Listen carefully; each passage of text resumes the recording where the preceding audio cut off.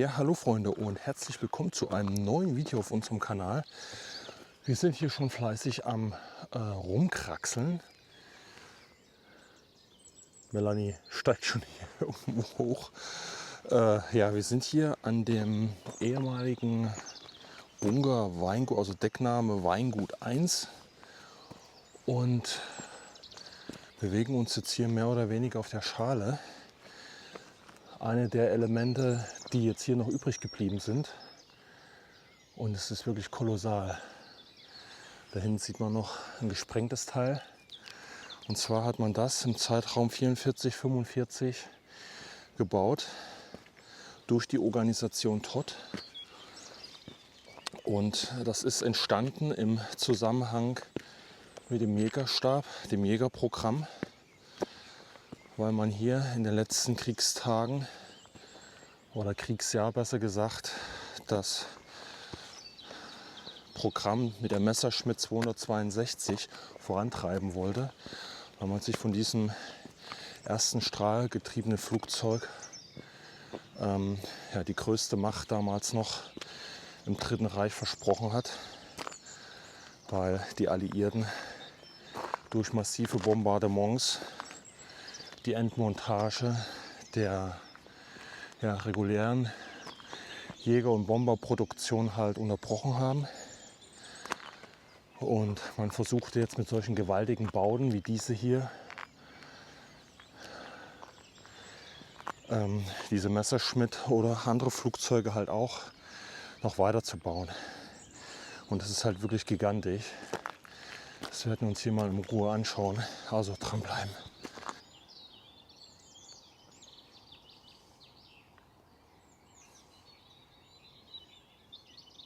So, das ist der letzte erhaltene Rundbogen jetzt hier. Der ganze Bunker, der sollte ein Ausmaß haben von 400 Meter, also in der Länge, und 85 Meter breit, und die Höhe bis zur Decke, die sollte ungefähr dann 30 Meter sein. Also das war halb unter der Erde und halt der Überbau. Und die Betondecke, die jetzt hier rüber geht, die sollte 5 Meter in der Stärke haben. Das ist schon wirklich krass und somit dann halt im Prinzip bombensicher sein. Dazu kommt noch der Wald hier ringsrum. Der sollte hier natürlich wieder die natürliche Überdeckung bieten. Und das hat man aber dann in dem Bauprozess also mehr oder weniger auch ein bisschen vernachlässigt. Man hat diese Teile zum Beispiel so grün gestrichen und so weiter und so. Die Sachen, die fertig sind, da hatte man Tarnnetze drüber gelegt. Aber das war jetzt nicht so eine massive Überdeckung, wie man das jetzt in den Sprengstofffabriken kennt aus dem Dritten Reich, die in den Wäldern gebaut wurden. Und aber trotz alledem hat man das natürlich hier an diesem Standort versucht, entsprechend zu tarnen. Das Ganze ist auch nur eine der insgesamt 5 großen Anlagen, die man bauen wollte. Und die Anlagen selber, die sollten ja natürlich noch einen größeren Umfang annehmen, wie man das halt schon immer so im Dritten Reich geplant hat. Noch größer, noch gigantischer. Aber letztendlich, nach den ersten Gesprächen, war dann wieder nur vom Bruchteil die Rede. Und Oberbauherr, sage ich mal, von dem Ganzen war die Organisation Todt mit entsprechenden Bauunternehmen, Polenski und Zöllner. Der ein oder andere kennt vielleicht das Bauunternehmen, die waren an vielen Großprojekten im Dritten Reich. Der ist jetzt gerade etwas ungünstig. Deshalb habe ich gerade in meiner Ausführung ein bisschen abgebrochen. Hier unten sind irgendwie 2 Autos drin. Ich weiß gar nicht, wie die hier reingekommen sind. Und ja, keine Ahnung, die schlafen höchstwahrscheinlich noch. Gucken von der Seite hier eben kurz gucken.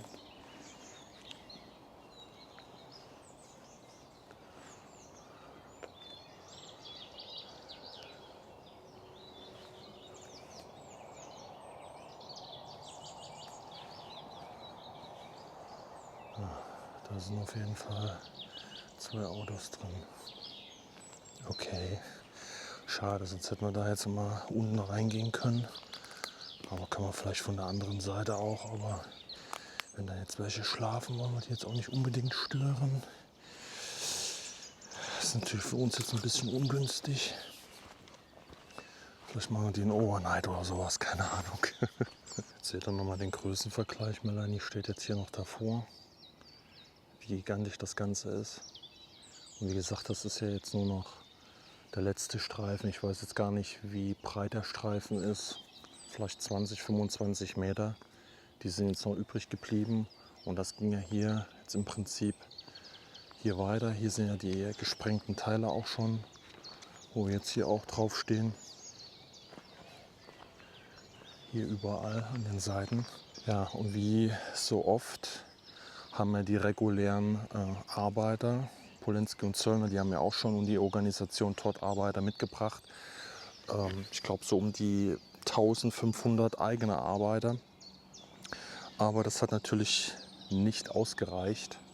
Und man hat sich natürlich im großen Stil an Zwangsarbeitern bedient für die SS und die Organisation Todt für das Ausleihen an die Bauunternehmer so um die 200 Millionen Reichsmark bekommen hat. Das muss man sich halt auch mal vorstellen. Ne?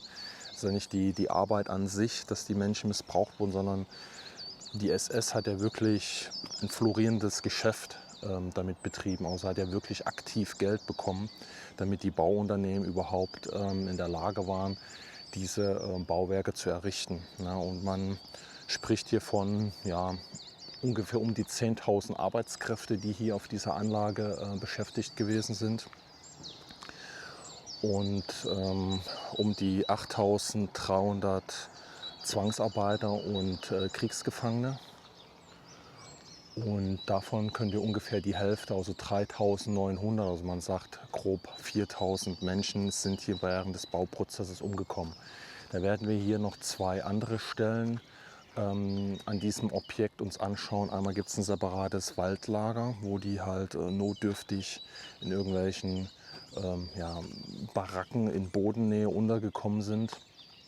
Und einmal auch Massengrab, wo man auch in den letzten Tagen im April, also man hatte das ja erst am 2. Mai 1945 befreit durch die Alliierten. Und da gab es Zeugenaussagen, dass man wirklich noch im Zeitraum Ende April wenige Tage noch mal um die 300 Menschen in diesem Massengrab noch mal zusätzlich verscharrt hat. Also wirklich, sage ich mal, wieder bis zum letzten Tag sind dann noch die Leute gestorben. Ich weiß nicht, hier ist ein Motor oder irgendwas von einem Fahrzeug. Hä, was ist das denn? Hier hängt irgendwie noch ein Motor dazwischen. Man kann ja auch hier noch irgendwo runterkriechen, aber da werden wir jetzt auch nichts mehr sehen oder finden. Ja, wie gesagt, man hat hier so ein merkwürdiges Bauverfahren angewendet. Man hat hier, glaube ich, so einen separaten, wie so eine Art Hilfstunnel gebaut und das dann irgendwie drüber gelegt. Aber ich kann das Verfahren nicht ganz genau erklären. Es war zumindest ein einfaches, aber ein gutes Verfahren, um sowas überhaupt zu bewerkstelligen. Ne? Das ist Wahnsinn. Wow, das ist richtig interessant, hat Melanie gerade entdeckt. Schaut mal Leute, hier in dem Beton sind sogar noch die Stiefelabdrücke der Arbeiter, der Zwangsarbeiter vielleicht oder auch anderen Menschen. Aber das ist ja, muss ja während des Bauprozesses gewesen sein. Krass. Also hier sieht man auch noch einen Teil. Wahnsinn.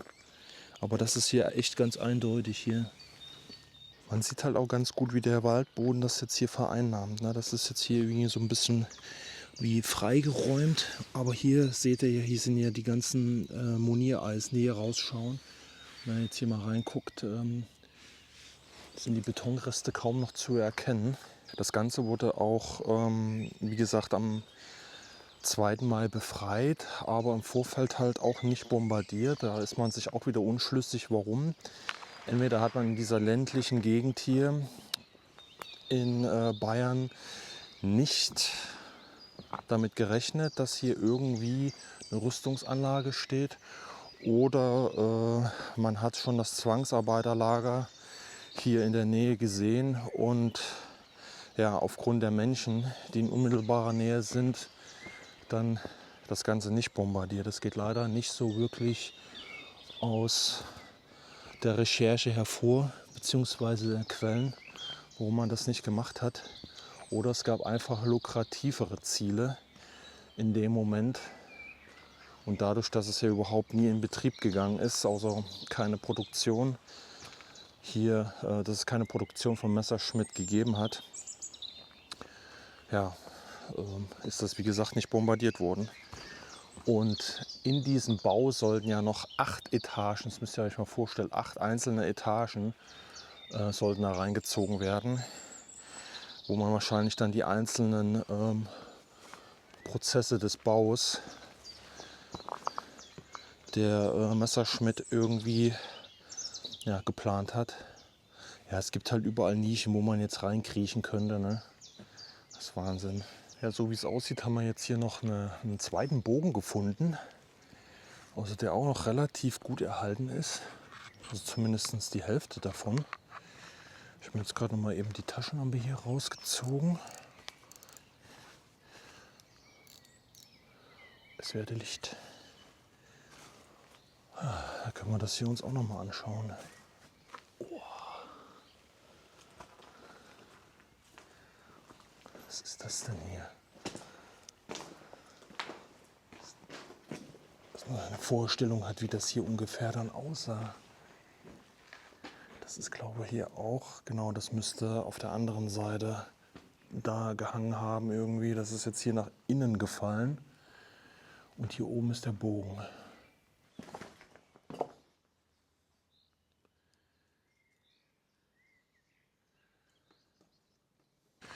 Also ich weiß, dass man aus Luftschutzgründen hier auch noch weitere kleinere Bunker gebaut hat. In der Nähe von der Baustelle. Kann aber auch noch ein Teil der Anlage sein, aber die ist auf der anderen Seite. Also schätze ich mal, dass das hier einer dieser Bunker sein könnte. Jetzt haben wir es auch noch mal von dieser Seite hier, den letzten erhaltenen Bogen.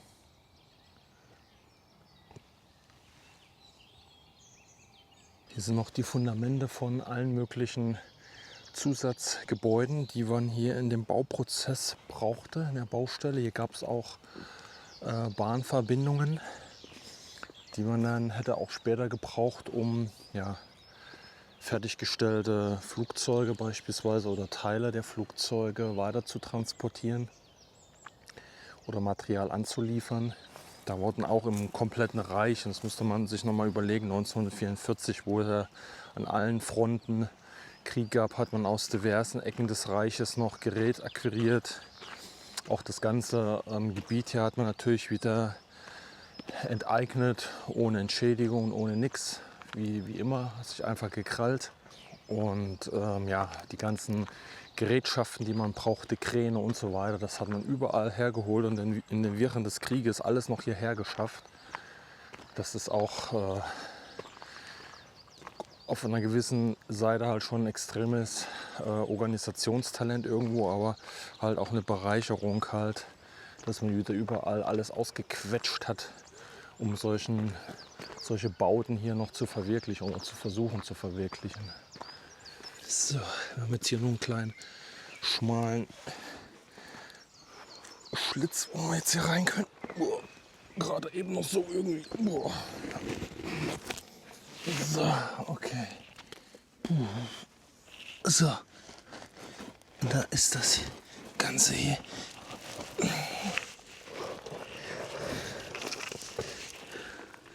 So, und hier bin ich mir nicht zu 100% sicher, was jetzt hier die Aufgabe von dem Ganzen gewesen ist. Wahnsinn. Wir haben hier noch irgendwelche Klappen, wo man wahrscheinlich Material irgendwie von oben hier reinfüllen konnte. So sieht das irgendwie aus. Hier ist noch eine 93. Und der ist hoch, also locker 3 Meter ist der hoch. Ist auch noch alter Müll. Ich weiß nicht, was das für Klappen ist. Ob hier vielleicht sogar eine von diesen kleinen Verbindungsbahnen oder Loren durchgeschoben wurden. Das kann durchaus sein. Und dass man hier oben irgendwie das befüllen konnte, weil das macht ja sonst keinen Sinn. Ich weiß nicht, was das hier oben ist. Ich kenne das aus bei Erzbergwerken, wenn Eisenverhüttung und so weiter. Ja, das ist alter Müll, aber ich glaube mal nicht, dass das hier Kriegsmüll ist. Das sieht hier so irgendwie 70er, 80er Style aus. Oder vielleicht noch ein bisschen älter. Auf jeden Fall sind das hier einzelne Betonelemente. Oh, das ist eine kleine Maus. Die man hier zusammen geklemmt hat. Und dann oben immer dieses Loch. Können das erkennen? Also ich bin schon ziemlich klein hier. Also es ist schon wirklich ein gigantischer Tunnel.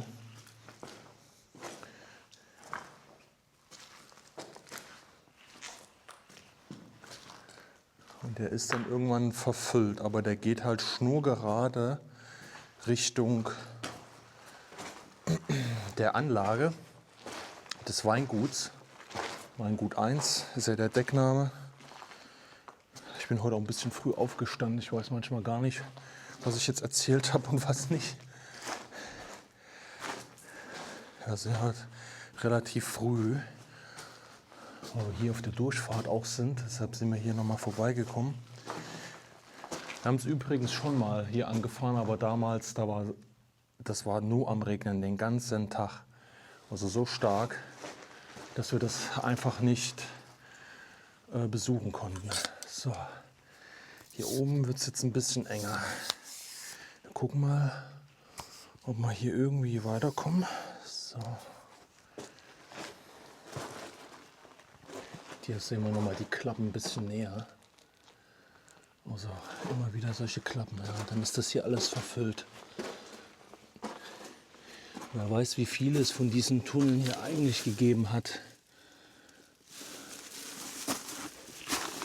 Also der ist mir auf jeden Fall bekannt. Aber das wird wahrscheinlich nicht der einzige sein. Und ich weiß halt, dass später hier auch Munition zusammengesammelt wurde und gesprengt wurde.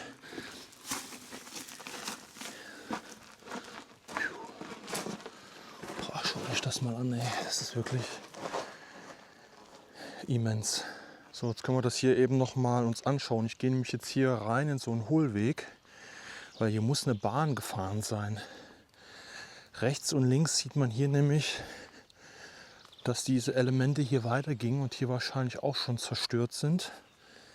Da liegt eins drin und jetzt bin ich hier richtig tief. Also hier geht's hoch, hier geht's hoch. Ich glaube mal, dass hier einfach der Verkehr über diese Lokomotiven oder ich weiß nicht, was man hier verwendet hat. Hier ist wieder ein Teil drin. Dass die das auch überdeckt haben. Damit die schön in Ruhe das Material hier rein und rausfahren konnten dann. Dass das im Prinzip auch schon vorbereitet wurde, weil es ist ja nicht für mal eben während des Bauprozesses, sondern das sollte wahrscheinlich dauerhaft so sein. Hier liegt wieder so ein Element. Kann man es ganz gut erkennen. Also das ist noch deutlich länger gewesen. Und keine Ahnung, wo es dann halt wirklich da anfängt. Kann auch sein dann im Bereich des Waldlagers, wo die Gefangenen untergekommen sind. Da oben sieht man halt Melanie. Dann seht ihr auch, wie tief ich jetzt hier reingegangen bin in den Hohlweg.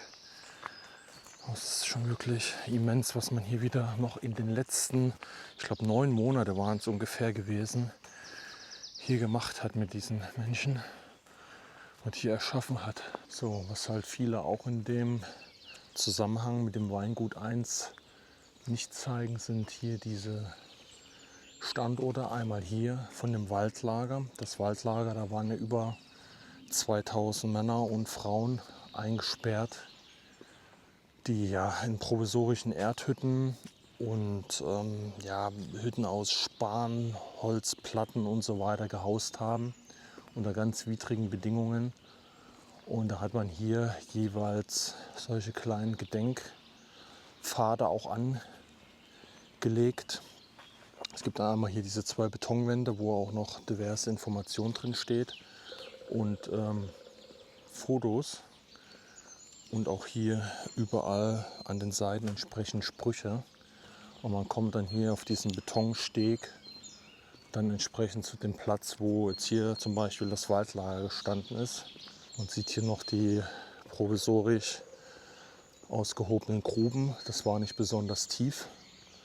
Die hat man hier noch zur Ansicht hier hinterlegt. Hier steht auch: hinter der Holztür verbarg sich eine Grube. Über 3 bis 4 Stufen gelangte man in einen länglichen Schacht, ungefähr 5 bis 6 Meter lang, 1,5 Meter breit und nicht ganz 1 Meter tief. Rechts und links von diesem Mittelschacht befanden sich die Schlafflächen auf dünnen Brettern, eine dünne Schicht aus Stroh. Die Höhe der Hütte betrug nicht ganz 2 Meter. Das Dach war ein primitives Holzgestell, oben mit Moos und Laub bedeckt. Die Ähnlichkeit mit einem Maulwurfshügel wäre nicht abwegig gewesen.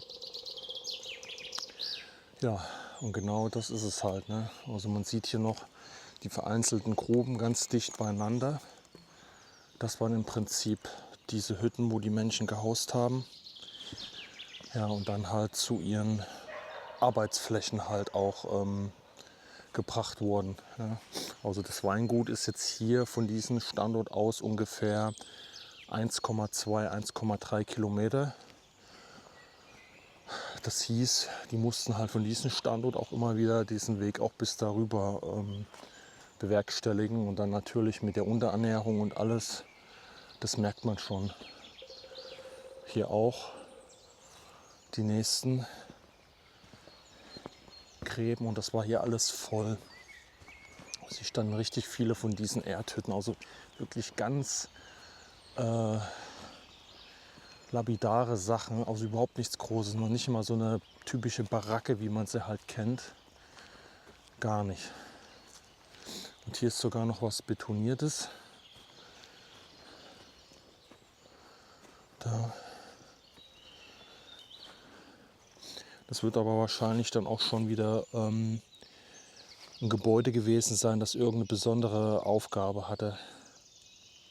Es gab auch hier so eine Bretterbude, wo eine Latrine drin war. Die war sogar außen ringsrum einsehbar. Auch das wieder unwürdig, wenn, sage ich mal, die Menschen ihr Geschäft verrichten und dann halt ja, mehr oder weniger da beobachtet werden können. Ne? Das ist, weiß ich nicht.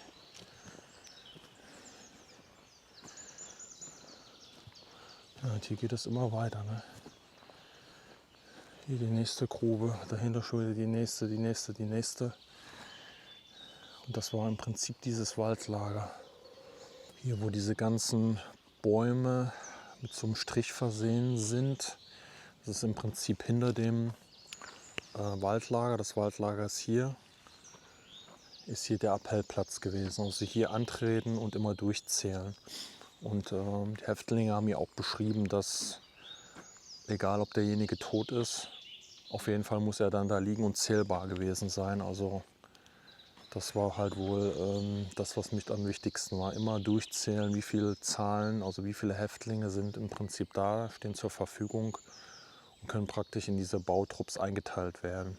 So, von dem Waldlager jetzt ungefähr ja, so 2,5 Kilometer entfernt bewegen wir uns jetzt zu einer Stelle, die nochmal ja, emotionaler ist wie das Waldlager an sich. Und zwar bewegen wir uns jetzt hier auf das Massengrab, das ehemalige, wo ja, die SS mit Hilfe von Zwangsarbeitern ein riesiges Massengrab angelegt hat, wo jeden Tag im Prinzip die durch Entkräftung verstorbenen Häftlinge, durch die Schwerstarbeit ums Leben gekommenen Häftlinge hier gesammelt wurden und hier in diesem Massengrab verscharrt wurden. Man hat im Prinzip hier über das Wegenetz war ja ungefähr ähnlich, mit einem Vorwagen mit Pferden so ein Arbeitskommando gebildet. Also es waren so 12 Häftlinge mit 4 SS-Bewachern. Und da hat man im Prinzip von den Baustellen die Toten oder von dem Waldlager die Toten eingesammelt und die dann praktisch hier abseits an einer Stelle verscharrt. Und es ist schon ein richtig großes Massengrab, was man da ausgehoben hat. Das sind in der Länge 60 Meter, habe ich gelesen, 3 Meter tief. Und einige Gefangenen haben dann erzählt, es wurde ja, wie gesagt, am 2. Mai befreit, dass sie noch Ende April, in den letzten Apriltagen, am 27. April rum, da nochmal 300 tote Häftlinge hier verscharrt haben, also nochmal on top. Das ist schon Wahnsinn. Also hier war wirklich ja, Tod durch Arbeit angesagt, ne? Durch Schwerstarbeit. Und wenn man die Bilder sieht mit den ausgezehrten Körpern, kann man sich gar nicht vorstellen, dass die überhaupt in der Lage gewesen sind, aufrecht zu stehen, geschweige denn irgendwelche schweren Arbeiten zu vollziehen an den Baustellen. Das kann man sich gar nicht vorstellen. Ja, wir haben hier ähnlich wie im Waldlager ein Durchgangsportal, wo man jetzt hier an den Seiten jeweils Informationen hat, die man sich durchlesen kann, und Fotos. Und hier ist es nochmal ganz deutlich ausgewiesen, Massengrab. Das haben die Amerikaner dann später exhumieren lassen, also die Angestellten von der Organisation TOD, also Mitglieder, und halt auch andere von deutschen Bauunternehmen und so weiter, mussten sich das A anschauen und B die Leichen da rausholen. Und dann wurden die dann auf den umliegenden Ehrenfriedhöfen dann ordnungsgemäß bestattet. Und auch hier hat man jetzt wieder so einen Steg aus Beton mit entsprechenden Aussagen der ehemaligen, entweder sind es halt Lagerinsassen gewesen oder zum Beispiel Nachbarn jetzt hier in unmittelbarer Nähe, hier in Mettenheim. Hier schrieb als einer oder die Aussage getätigt, dass da drin Häftlinge waren, dass die gequält wurden und dass man sie zu Tode geschunden hat und dass man die massenhaft im Wald draußen verscharrt hat. Das war mehreren Leuten bekannt. Also immer zu dieser Aussage, dass viele nicht davon wussten. Also wer in unmittelbarer Nachbarschaft gewesen ist und Durchgangsverkehr gesehen hat von Militärfahrzeugen und so weiter und dann halt auch die Leute gesehen hat, dem muss das ja klar gewesen sein. Aber einzelne Dinge, wie man mit den Leuten umgegangen ist, das war nur sehr wenigen bekannt, die davon gewusst haben. Ja, also wie natürlich jetzt jeder einzelne Gefangene, wie er drangsaliert wurde oder wie er geknechtet und gequält wurde, das kann natürlich keinem bekannt sein. Aber lässt sich trotzdem schwer verschleiern, wenn man jetzt umliegend wohnt, was halt hier passiert ist. Damit haben sich halt viele Menschen auch irgendwo rausgeredet oder diese Gespräche halt unterbunden, dass man halt sagte, hat man nicht gewusst, war nicht bekannt. Aber wie gesagt, die Alliierten haben das dann halt, besonders die US-Amerikaner, sehr oft gemacht, dass gerade bei solchen Stellen, Massengräbern und so weiter, die Leute rangezogen wurden und sich das Ganze halt anschauen. Ähnlich wie bei den Arnsberger Massaker. Wer das Video noch nicht geschaut hat, kann sich das gerne mal anschauen. Das verlinken wir hier nochmal. Da war es genauso. Da musste die Zivilbevölkerung antreten und sich das Elend halt einfach anschauen, was da praktiziert wurde. Das ist halt wirklich grauenhaft. Und hier hat das einen ganz merkwürdigen Touch halt. Man sieht jetzt hier die ganzen Bäume, die man hier auch rausgenommen hat. Weil man will das ja hier auch umgestalten, dass ja nicht so viel Nadelhölzer, sondern mehr Mischwälder wieder entstehen. Hat ja was mit dem Naturschutz auch zu tun und die Gesundheit der Wälder aufrechtzuerhalten. Und man hat jetzt hier diese halb abgesägten Stumpfe dagelassen. Und da oben haben jetzt die Menschen zum Beispiel so Steine abgelegt, um den Ganzen zu gedenken. Und hier ist wirklich noch ein Teil des Grabens zu sehen. Da können wir euch auch noch mal eine Grafik einblenden. Eine Skizze, wie ein Amerikaner das gemäß Aussage von Gefangenen nachgezeichnet hat. Und man muss sich vorstellen, das ging hier durch. Das war der längliche Teil, der ging jetzt hier rüber. Und hier sieht man halt auch noch einen Teil davon. Hier den Aushub an der Seite. Das war jetzt hier der Graben, 3 Meter tief. Und dann war hinten an der Seite waren auch noch irgendwie Aushübe. Und ja, je nachdem, wenn das halt weitergegangen wäre, wäre das Ganze hier natürlich auch noch mehr vergrößert worden. So, ja, und wie gesagt, von diesen 8300 Gefangene, die man da hat, zahlentechnisch, wobei man muss da auch immer aufpassen, Es sind um die 4000, also 3900 hier verstorben. Und eine kleine Dunkelziffer von ein paar hundert Menschen, die auch irgendwie teilweise entkommen sind und dann auswärts irgendwie wahrscheinlich erschossen wurden auf der Flucht oder Ähnlichem. Die zählt man dann nicht mehr als Getötete innerhalb des Lagers, sondern außerhalb.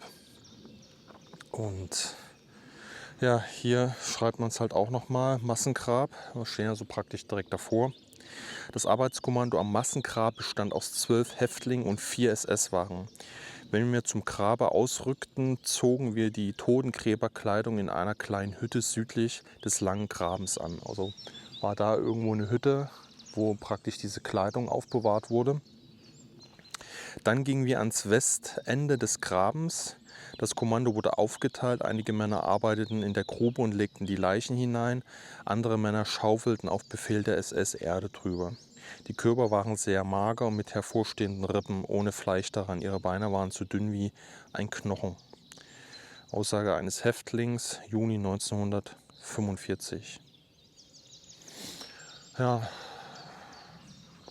und was kann man da jetzt noch dazu sagen? Ne? Also jeder, der halt auch immer diese Aussage tätigt, die ich halt sehr verwerflich finde, ja, Deutschland hat früher das und das in so kurzer Zeit gebaut, der soll sich halt immer wieder oder soll sich einfach halt mehr belesen. Diese ganzen Bauten, die entstanden sind, dieser Gigantismus, ob das Atlantikwall ist, ob das irgendwelche extremen Bunker sind, wie die U-Boot-Bunker Valentin und so weiter, oder hier Weingut 1 oder irgendwelche Untertageanlagen. Ja, die wurden in relativ kurzer Zeit und auch nur zum gewissen Prozentsatz gebaut bzw. errichtet. Aber da klebt so viel Blut an all diesen Bauten. Da sind Tausende und Abertausende Menschen gestorben. Und auch hier war es halt wieder so. Ne? Weil mir fehlt es halt teilweise in vielen Dokumentationen, die ich sehe, von anderen Filmen, die es bei YouTube halt gibt, jetzt hier speziell auch zu Weingut 1, dass man das halt nie mit erwähnt. Ne? Man erzählt halt immer, ja, Messerschmitt 62, das geheime Flugzeug wurde hier in Serie produziert oder sollte produziert werden. Gigantische Bunker, ja, alles gut und schön. Und historisch irgendwo sehr interessant, aber man spart immer diese Qualen und das Elend der Menschen aus, die damit einhergehen und was der Preis halt war, damit man sowas machen konnte. Ne? Ja, jetzt bleibt mir eigentlich nicht mehr viel zu sagen. Das war es jetzt hier von unserem Besuch im Weingut 1. Also ihr könnt euch das hier auch anschauen. Diese Sachen, die sind hier, ich weiß nicht, wie lange das jetzt hierher ist, dass man das mit dem Massengrab und mit dem Waldlager dokumentarisch hier so aufgebaut hat. Das kann noch nicht so alt sein, weil ich das selber in der Form noch nicht gesehen habe. Das kann vermutlich die letzten 1-2 Jahre erst passiert sein. Das müsste ich mal nachprüfen. Aber dann könnt ihr hier ganz gut das erreichen über die Parkplätze auch und euch das anschauen. Ja, dann, wenn ihr selber hier gewesen seid oder hier noch was zu beitragen könnt, dann bitte gerne in die Kommentare schreiben. Wenn ihr irgendwelche Ideen, Vorschläge habt, auch was wir euch gerne mal zeigen sollen, dann auch bitte in die Kommentare. Und wir würden uns freuen, wenn ihr uns natürlich hier ein Abo da lasst. Dann werdet ihr auch immer wieder informiert, wenn ihr die Glocke drückt, wenn es hier ein neues Video gibt. Und dann würde ich sagen, schaltet einfach das nächste Video ein, was hier auf dem Kanal gezeigt wird. Und dann sehen wir uns auch im nächsten Video. Also macht's gut, ciao.